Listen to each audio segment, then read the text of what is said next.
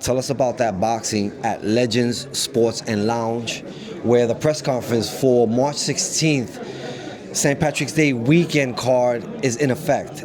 And with me, I have a guy who's returning back to the theater of Madison Square Garden, again under the 360 Promotions banner, the Hebrew Hammer, Cletus Seldin. First and foremost, congratulations on your nuptials. Oh, thank you. Proposed Madison Square Garden last year. Took me 6 years to get back to the Madison Square Garden. Now it takes me just 1 year after that. After my last bout in March, got married in October, and September, and it's been. Whew, I'm adulting here at 38. So now that you're married, does it mean you'll be spending more time at the boxing gym? Yeah, I enjoy going to work every day.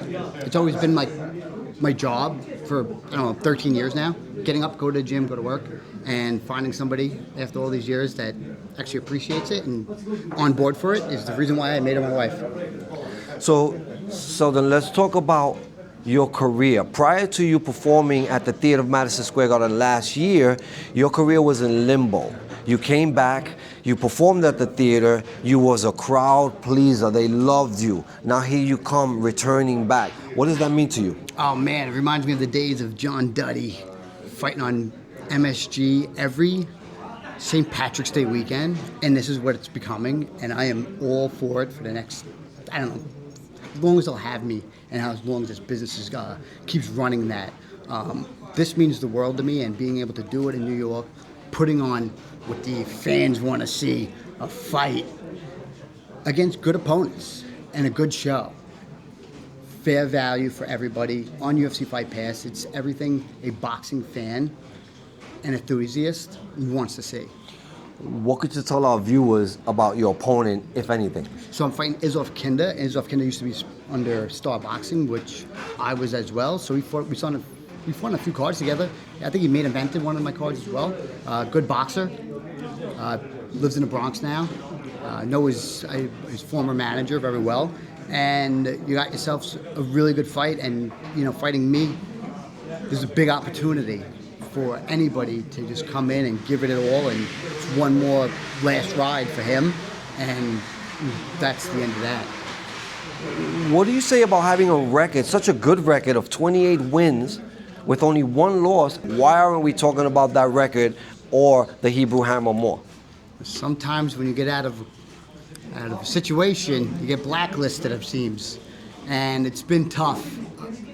And that's why I'm so thankful and grateful for 360 Promotions and Tom Loeffner for taking a chance and not being bullied into any way and giving the people what they want. People want to see fights. People want to see fighters. And if you're not seeing them and they're just sitting on the bench,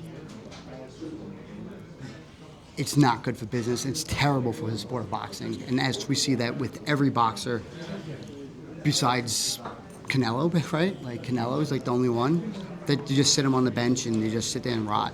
Speaking of seeing boxers and having to put boxers out there, what can the fans expect to see from you come March 16th? All packed out crowd, hammerheads. They call me the part Irish, Jewish mayhem that's going to erupt. We came here at Legends. Last year, after my fight, we came to Legends. And this place, every Irish person must have came up 10 times to take photos because they want to see fights. And I didn't realize it when the fight was booked that this is exactly what they tuned in for, and this is exactly what they got. People from Ireland came. It was unbelievable. Unbelievable. Well, good luck on March 16th. We appreciate your time. We look forward to seeing you back in the ring. Thank you. Thank you for your time.